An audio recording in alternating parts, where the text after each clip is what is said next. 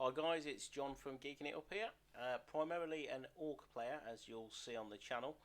So I thought I'd give you my first thoughts on the new releases. So let's first have a look at the Kill Team box set. Um, so the terrain looks really nice. Obviously the barricades and those bits come from the Speed Freaks box set. And you also get a set of those in the Mech Workshop as well.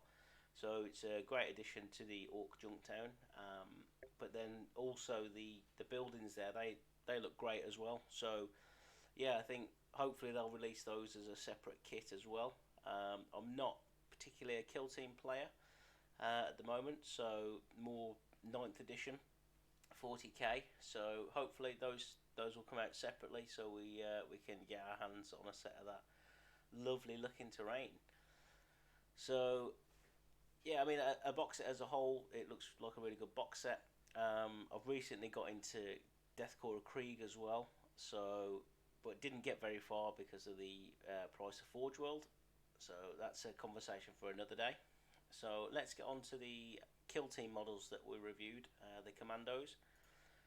So the Commando Kill Team, I mean, they look fantastic. They're really characterful, very much in line with the Speed Freaks buggies and the Orks that we've seen on there, the type of sculpts, and the caricature of the Orks comes out really well in these sculpts. So and I love the little Commando Grot. He's definitely my favourite. So I'm tempted to get a box set just to get my hands on these when they get released, if I'm honest. But hopefully they'll release it as a separate box set in the near future, so that doesn't have to be the case. Then, so yeah, that's obviously the first half of the Kill Team box set, and then the second half you got the guy with the knitted hat. He's just classic, straight out of an 80s movie. The guy with the two blades, the slasher, the communications expert with what looks like a ray gun from Call of Duty 2. The classic bomb squig. It's good to see that he's made it in there. The good old rocket boy. And then I think this guy on the right is Scuba Ork, maybe. He's definitely geared up for walking out of the surf straight onto the beach. So, but I mean, yeah, the sculpts are lovely. They look great. It'll be interesting to see what they look like size comparison wise, stood next to the traditional boys. As a long time Ork player, I've got somewhere in the region of like 400 boys, so I don't want to be replacing the whole lot, but it'll be great to like filter some of these into the specialist units. So I haven't got many commando guys. I think I've got 10, so it'll be good to slip these in amongst them if they're comparable size wise. And then if we then look at the other big news, that's just the terrain again. Yeah, so I've already talked about the terrain. It's pretty much a carbon copy of the Speed Freak stuff, and then obviously you've got the Junktown barricades, not barricades, the Junktown walls there to make the edges of a settlement. So yeah, it's a lovely looking kit. So I'll be looking to get my hands on one of those.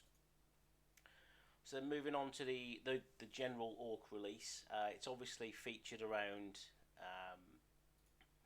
the snake bites, which isn't a clan that I usually play, to be honest. But again, the models are lovely. The sculpts are brilliant. I love the giant squig. So I foresee myself actually getting one of these. On the initial news that it was going to be snake bites, I was a little bit dejected, as I guess most Ork players would have been, unless you're a snake bites fan. But the models are superb. They look fantastic. They're really characterful.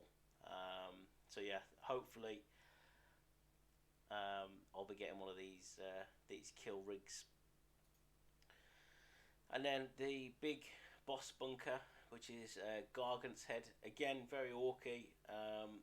If the head gets chopped off a Gargant, what do? Stick some shooters on it. Why wouldn't you? So that becomes Obviously, don't know what the rules are going to be for that, but that becomes a decent fire base.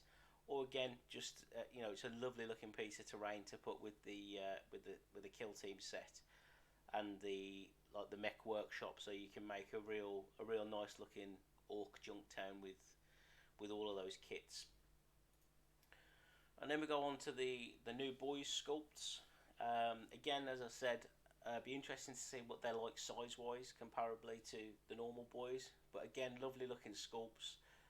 The faces are very much in line with like the traditional orcs, and they're very much in the same vein in terms of the way their bodies are shaped, which was something I was thinking they might start moving away from after seeing the Speed Freaks. But they've kept the same design and that same orc character. So I think they're a bit more dynamic in the poses. You've got some running, and then obviously the classic hunch down, firing away with their big shooters. The boss knobs look like they can be like they're more characterful as well. So depending whether these are like push fit or multi-part models, don't know. So whether you can do much with the knobs and things like that, I'm not sure. But yeah, the boss knob, he looks like a tasty geezer as well. And then this is the other picture that we've had of the boys. Again, you've got a couple in motion on the left side, one with a shooter, one with a slugger chopper.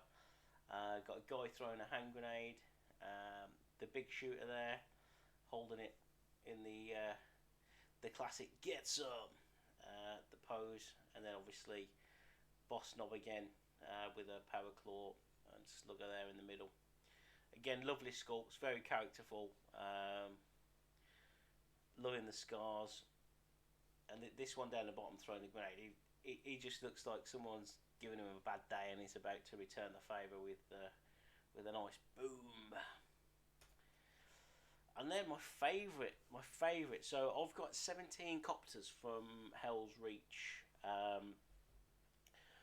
So it's good to see that they're back. Obviously they're still in the codex, but they removed the big bomb, and I think some of the weapon options went into Legends. So seeing the big bomb on that one in the middle is very interesting. I would imagine it's probably going to be D3 mortal wounds when you drop it, maybe. So it'll be interesting to see what the rules are for the Deathcopters now.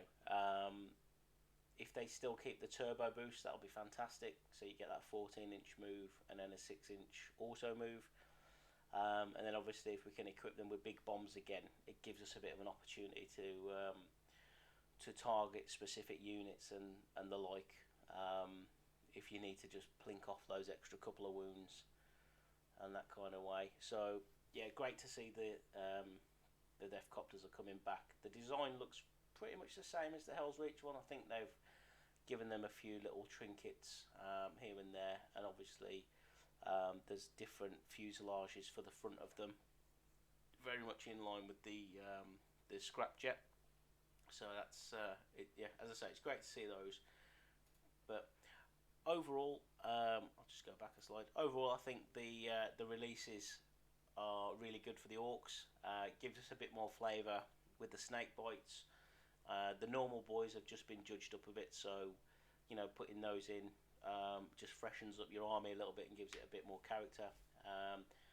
My plan will probably be to put one or two of those in with a normal unit, just to add a bit of flavour.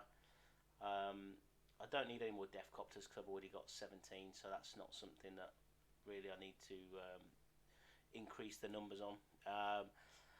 And yeah, like I say, the snake bites are lovely, so there's a temptation there to pre-order that box set, because the other thing that I noticed when watching the reveal was they mentioned that the Snagga box set is the first place that you can get the Ork Codex.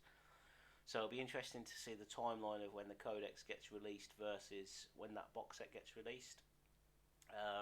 So yes, things to consider.